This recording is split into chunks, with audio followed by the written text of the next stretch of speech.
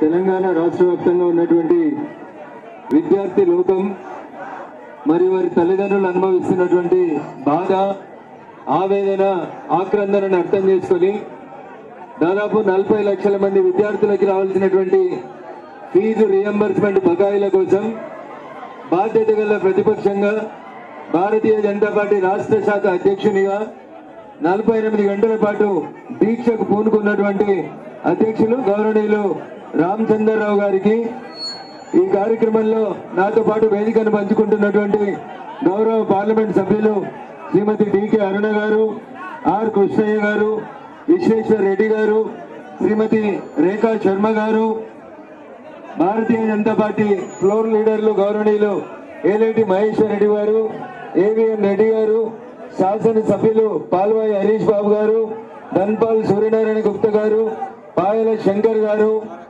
వెంకటరమణారెడ్డి గారు, ఇతర పెద్దలు, భారతీయ జనతా పార్టీ మరో శాసనసభ్యులు గౌరవనీయులు రాకేష్ రెడ్డి గారు, మాజీ శాసనసభ్యులు, మాజీ పార్లమెంట్ సభ్యులు, పదాధికారులు, ముఖ్యంగా గౌరవ రాష్ట్ర అధ్యక్షులు రామచంద్రరావు గారు తలపెట్టినటువంటి దీక్షకు సంఘీభావంగా తరలి వస్తున్నటువంటి విద్యార్థి లోకానికి, ప్రింట్ ఎలక్ట్రానిక్ మీడియా మిత్రులందరికీ పేరు పేరున నమస్సుమాంజలు తెలియజేస్తా ఉన్నాం. అమెరికా పోతా అంటే నాకు పర్మిషన్ ఇవ్వలేదని చెప్పి సాయంత్రం ప్రెస్ మీట్ పెడతా అని చెప్తున్నటువంటి రేవంత్ రెడ్డి గారు, ముందు మీ రాష్ట్రంలో, మీరు ముఖ్యమంత్రిగా ఉన్నటువంటి ఈ రాష్ట్రంలో ఒక ప్రధాన పార్టీకి సంబంధించినటువంటి నాయకుడు, రాష్ట్ర పార్టీ అధ్యక్షుడు 40 లక్షల మంది విద్యార్థుల గొంతుకగా ఫీజు రియంబర్స్మెంట్ కోసం పార్టీ కార్యాలయం ముందు దీక్ష చేస్తామంటే కనీసం అనుమతి అయినటువంటి నీకు అమెరికాకు ఎందుకు పోనిస్తలేరు అని అడిగేటువంటి నైతిక హక్కు ఎక్కడుందో రేవంత్ రెడ్డి గారు సాయంత్రం జరిగే సమావేశంలో సమాధానం చెప్పాలి.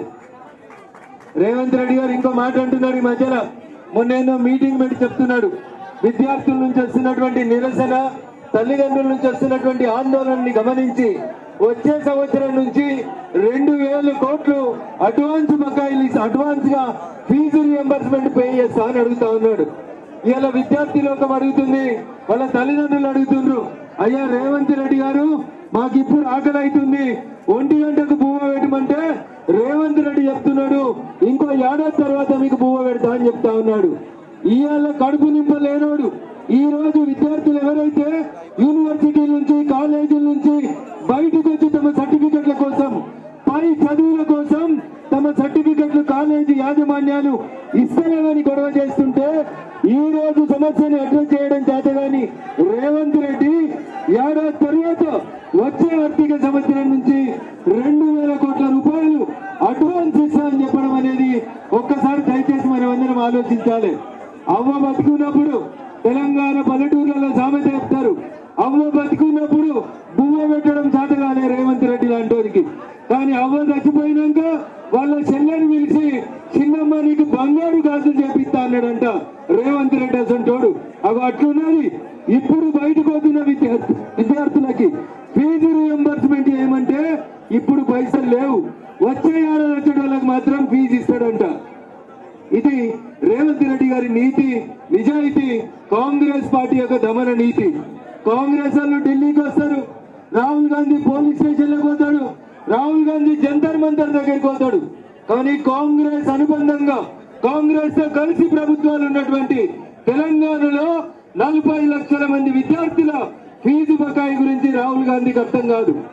జార్ఖండ్ లో పరీక్ష పేపర్ రద్దు చేయమని విద్యార్థుల ఆందోళనకు దిగితే లాఠీ చార్జ్ చేస్తారు, ఇంకోటి చేస్తారు తప్ప కాంగ్రెస్ పాలిత రాష్ట్రాల్లో విద్యార్థుల న్యాయమైన కోరికల పట్ల కాంగ్రెస్ కి, రాహుల్ గాంధీకి చిత్తశుద్ధి లేదు.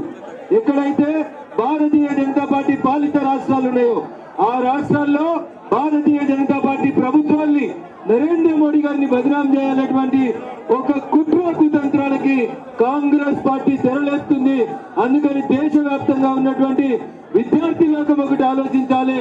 ఛాత్రంకి గూంజ్ పేరిట దేశవ్యాప్తంగా విద్యార్థుల్ని రెచ్చగొట్టి ఈ దేశంలో విద్యార్థులంతా దేశభక్తికి మొదటి ప్రాధాన్యత ఇస్తా ఉంటే విద్యార్థులందరినీ ఆందోళనల వైపు నడిపి విద్యార్థి లోకాన్ని రెచ్చగొట్టి భారతీయ జనతా పార్టీకి వ్యతిరేకంగా చేయాలనేటువంటి ఆయన ఆలోచనని దయచేసి భావి భారత పౌరులైనటువంటి మీరందరూ కూడా ఎక్కడికక్కడ తిప్పి కొట్టాలని విద్యార్థి లోకానికి ఈ సందర్భంగా నేను సవినయంగా అప్పీల్ చేస్తా ఉన్నాను.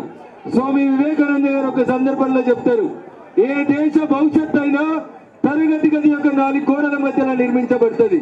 మీరే రేపటి దేశ పౌరులు, మీలోనే అనేక మందికి ఈ దేశాన్ని పాలించేటువంటి హక్కు ఉంది.